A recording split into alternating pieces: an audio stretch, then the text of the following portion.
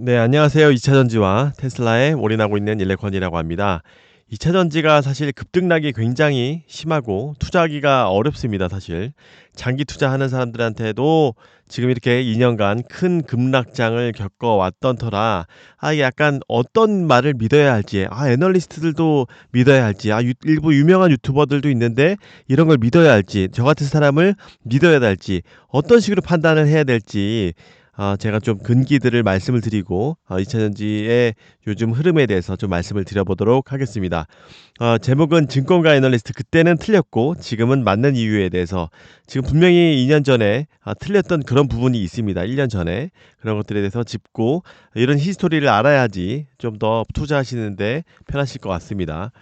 2차 전지 오랫동안 투자하시는 분들은 몇몇의 유튜버들이 기억나실 겁니다. 2차 전지 투자자 분들 절대 2차 전지 유튜버들 말 믿지 마라. 뭐 저 같은 사람도 역시 믿지 말고 이런 것들을 자기가 이런 것들을 힌트를 삼아서 근기로 삼아서 습득을 하고 분석을 하는 그런 습관을 기르셔야 수익을 분명히 낼 수 있다. 왜냐면 너무나 뭔가 어떨 때는 순환매도 나오고 어떨 때는 섹터들 막 소재별로 한번 양극재 터지면 음극재 터지고 막 예전에 막 이렇게 왔다 갔다 하던 그런 상황들이 장밋빛 상황이 아니기 때문에 분명히 옥석 가리기가 필요한 상황입니다. 그래서 절대 유튜버들 믿지 말고 자기가 습득을 해야 된다. 빨리 좀 말씀을 드려보면 유튜버는 그냥 말 틀리면 26년입니다. 27년입니다. 28년이 터집니다. 그냥 계속 미루면 그만이에요. 말이 틀려도 이제 2차 전지 하다가 반도체 이야기하고 요즘에 AI 뜨니까 AI 이야기하고 뭐 바이오 이야기하고 하면 그만이에요. 왜냐면 어차피 그만한 구독자가 있기 때문에 신규로 오는 사람들이 로 채워주면 뭐 그냥 2차 전지 믿는 사람들은 그냥 다 나가주면 그만입니다. 그리고 섹터 지금 다 보시면 섹터에 다 좋은 말만 해요. 2차 전지 이제 반등한다. 온 썸네일 보면 이제 기회가 왔다. 이 참 제가 이런 거 볼 때마다 되게 저 역시도 2차 전지를 많이 커버를 하고 테슬라를 커버하는 사람으로서 이런 것 때 약간 회의감이 들 때가 있습니다. 나중에 오르면 뭐 저도 그랬지만 오르면 했지 내 말 맞지 맞지 그거 봐 내가 반등한다고 했잖아 지금 50% 오른다고 했잖아 지금 예, 저희가 고점 대비해서 지금 몇 분의 몇으로 빠진 그거는 생각 안 하고 말이죠. 그래도 내 돈이 날아가는 사람은 아니면 말 바꾸면 됩니다. 특히 대형 유튜버 돈 많이 벌었습니다. 한 수십억씩 벌었습니다. 오히려 뭐 이렇게 어느 두 글자 그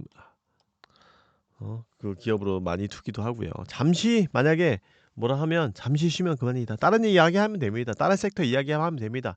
다 뭐 누가 소송해요? 그런 것도 아니잖아요. 그러면 어떻게 하나? 우리가 유튜버들의 찬티 말 듣다가 2년 전에 경계하지 못하고 이런 것들을 되풀이했죠. 저 역시도 이런 부분에서 자유롭지는 못합니다. 저 역시도 분명히 너무 고평가됐다. PER 봐야 한다. 100만 톤 너무 이거 조금 위험하다 이야기는 했지만 저 역시도 물론 중간중간에 좀 금액을 현실화한 실현을 한 부분도 있지만 저 역시도 단계별 하락을 대부분 많이 맞아서 그 큰 뭐 20몇 억씩 이익이 났던 것들이 완전 쪼그라들었죠. 그렇다면 누구 말을 믿어야 하냐? 그래도 애널리스트들의 의견인데 이것들을 이게 애널리스트라고 해서 무조건 맞는 게 아니에요. 그때도 틀렸고 2년 전에 1년 전에 틀렸던 적이 있습니다. 크게 틀렸던 적이 있습니다. 지금은 근데 조금 맞는 이유에 대해서 좀 말씀을 드려보도록 하겠습니다. 요거 보면 제가 애널리스트 말을 무조건 믿는 것도 아니고 여기 안에서도 엄선해야 돼요. 어떻게 해야 되냐? 애널리스트는 하루 종일 공부해요. 저 역시도 뭐 하루에 몇 시간씩 투자를 하지만 전공도 그런 쪽이었지만 하루 종일 공부하고 이거 장난 아닙니다. 그래서 장단점이 다 있어요. 그래서 분명히 애널리스트들은 IR 쪽과도 신분이 있기 때문에 이런 것들 누구는 또 이런 정보, 여기 누구는 또 이런 정보, 누구는 또 이런 정보 여러 가지 몰랐던 정보들을 다양한 뭐 핵심 유튜브 그 애널리스트들 한 3명 정도만 4명 정도만 있어도 그것들을 다 조합하면은 누구보다 많은 정보를 쉽게 얻을 수가 있어요. 그래서 저도 이런 애널리스트들의 리포트는 대부분 다 읽어보는 편입니다. 그래서 막 천차만별이에요. 여기 애널리스트에서도 실력 차이도 다 뭐 PER도 엉망이고 예, 이 수출 예상도 엉망이고 막 그런 부분이 있습니다. 그래서 근데 이 애널리스트들도 2차 전지에 대해서 큰 오판을 많이 했었습니다. 옛날에 리튬이 급등하던 시기에 컨센서스가 이게 한 뭐 50% 정도 30% 정도 어닝 비트할 거예요 했는데 막 2배 나오고 막 3배 나오고 이건 왜 그랬냐? 리튬이 완전히 폭등을 했던 시기였기 때문에요. 그래서 어떤 유튜버는 "야 애널리스트들 봐라. 저 거지 같은 애널리스트들 믿지도 마라. 완전히 다 틀리지 않냐." 이렇게 했던 이유는 다 리튬이 완전히 말이 안 되게 막 10%씩 상승하고 지금 그 맨날 10 년간 계속 떨어졌던 리튬 값이 완전히 10배 이상 폭등을 해서 그 리튬 재고 평가가 완전히 막 기하급수적 오르고 리튬이 어느 정도 재고를 가지고 있는지 그런 것들이 제대로 파악이 안 되어 있는 상황이어서 이런 것들이 실제로 어닝이 완전히 다 틀렸습니다. 그때의 최선호주들이 뭐 LNF, 뭐 LG화학 이런 것들이었습니다만 지금은 완전히 또 요즘에 또 LNF가 ESS나 뭐 실적이 QoQ 괜찮아질 것이라든지 약간 그때도 LNF가 탑픽이었고 지금도 탑픽이었습니다. 근데 그때의 LNF는 이거 갖고도 말이 많았었죠. "야 이거 뭐 증권가에서 비호하는 거 아니냐." 등등. 네. 제가 이런 말은 하기 싫은데 아무튼 그때 LNF는 무슨 차이냐? 이때는 완전히 리튬 투기 때문에 최근 1 년에 1년 반 정도 리튬 투기 때문에 막 1 조가 적자가 나는 거예요. 이런 것들이 증권가에서 사실 디테일한 계약 같은 10년 계약이었죠. 그래서 이런 앨범 안에서 10년 계약해서 계속 리튬이 떨어질 때마다 거의 뭐 가동률하고 상관없이 팍팍팍팍 떨어졌습니다. 근데 지금은 또 탑픽이에요. 분명히 이런 차이들이 안 보이는 차이들이 분명히 어떤 애널리스트는 뭐 알아챌 수 있겠지만 이런 것들이 발견하기 쉽지 않다. 그런 비하인드 계약 같은 10년 계약인지를 당연히 얘네들도 숨겼었으니까 저 역시도 사실 그런 부분에서 속았었으니까 물론 여기에서 또 벤더가 LG화학과 더블 벤더로 가는 바람에 출하량도 좀 떨어지는 부분도 있고 갑자기 얘네들은 또 의존도가 굉장히 컸었기 때문에 테슬라가 쓰러지면서 확 쓰러졌던 그런 기억도 있습니다. 그래도 그나마 다른 데보다 훨씬 더 PER이 낮았던 이유는 리튬이 아주 큰 사급 구조가 낮은 그런 부분은 제가 수없이 많이 말씀을 드렸습니다. 그래서 이 애널리스트도 틀릴 수 있습니다. 근데 지금은 이제 그런 것들이 좀 그나마 정보가 좀 평행해졌기 때문에 지금의 토픽은 좀 그래도 의미가 있다. 그래서 지금은 이 증권가에서도 많이 2차 전지가 이제 성숙했기 때문에 이 정보들도 좀 출하량도 다 알 수가 있는 상황이고 그래서 출하량 기준으로 해서는 좀 더 의미가 객관적으로 숫자에 찍히는 데 초점을 맞추는 것은 의미가 있다. 그리고 이때는 또 많이 틀렸었던 이유가 완전 개미 열풍이었습니다. 그래서 완전히 온 동네 개미들이 다 2차 전지에 수급의 영향을 크게 받았던 때여서 더 틀렸던 것도 같습니다. 그래서 애널리스트들은 지금 미국 수요에 대한 걱정이 좀 너무나 큰 것도 같은데 이런 것들은 좀 1-2개월 지나면 미국 신장률이 크게 떨어지지 않는 것을 보면 좀 더 의견이 달라질 것 같아요. 그래서 애널리스트들도 어떤 주요한 빅3 정도의 애널리스트들의 파편화된 의견의 조합을 즐겼으면 좋을 것 같다. 우리가 진짜 싫어했던 애널리스트들 있죠.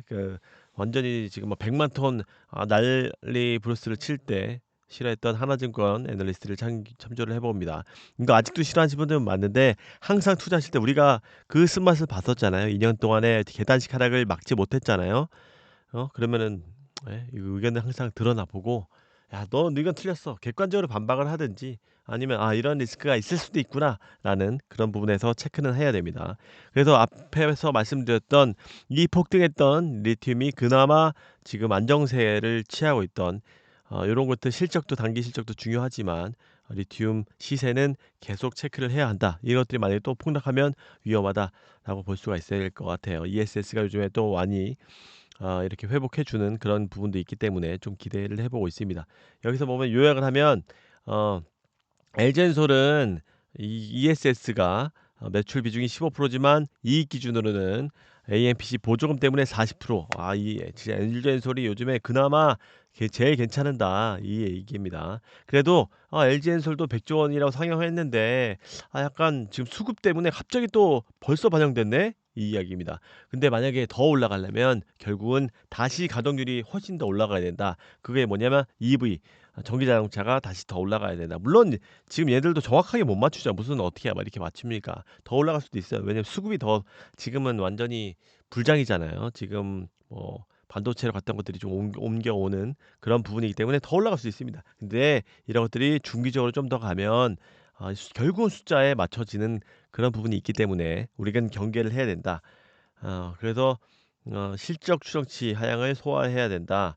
그래서 일회성이 있는 이익이 있는 뭔가 자회사의 평가 이익이라든지 이건 좀 에코프로비움 이야기하는 것 같은데 지금 이 에코프로비움은 또 개미들한테 특히나 인기 많은 거기 때문에 수급의 영향을 많이 받아서 분명히 이런 것도 틀릴 수 있습니다. 이거는 다 각자 다 체크만 하는 겁니다. 재고 평가 이것도 환입이 양극재 회사들한테 싹 다 들어오겠죠. 뭐 여기에서도 차이가 있긴 하겠지만 그래서 양극재 회사에 굉장히 3분기 이익의 일위성이라 한들 어쨌든 좋기는 합니다. 그래서 리튬이 굉장히 중요하다라는 것을 다시 한번 말씀드리고 착시가 있을 수 있다. 단기적으로 상승이 지속될 수 있으나 이후에는 LFP, ESS 수혜가 있는 기업 간의 실적, 주가 차별화가 전개될 수 있는 염두에 둬야 된다. 조심하자 이거예요. 그래서 물론 여기에 뭔가 이 미국의 전기 EV가 별로 안 줄어든다든지 그러면 충분히 더 갈 수도 있고 이 수급이 지금은 역사적인 고점으로 완전히 신고가 쓰고 있는 거잖아요. 그 수급도 좋기 때문에 이런 모멘텀이 조금만 더 하면 훨씬 더 많이 갈 수 있는 겁니다. 얘도 그때 정확하게 사실 몇 년 좀 시간이 흐르고 나서는 사실 폭락장에 왔지만 오르고 계속 오를 때도 얘가 폭락 조심해야 된다 하지만 계속 올랐었어요. 거의 뭐 1.5배, 2배 더 올라갔었어요. 그래서 정확한 판단은 못하지만 경계는 해야 된다라는 그런 부분을 다시 한번 말씀을 드리며 이런 것들 YL 이런 부분 테슬라 밸류 체인이 확실히 요즘 좋긴 좋다라고 말씀드리면서 제가 말씀드렸던 이 표를 기반으로 해서 자기 입맛에 맞게 이런 단점들이 뭔지 이런 것들을 다시 한번 체크해보고 이런 투자의 드라마 포인트에 맞춰서 투자하시면 좋을 것 같습니다. 저도 계속 객관적인 의견을 말씀드려 보도록 하겠습니다. 감사합니다. 안녕히 계세요. 구독, 좋아요, 알림 설정 부탁드립니다. 감사합니다.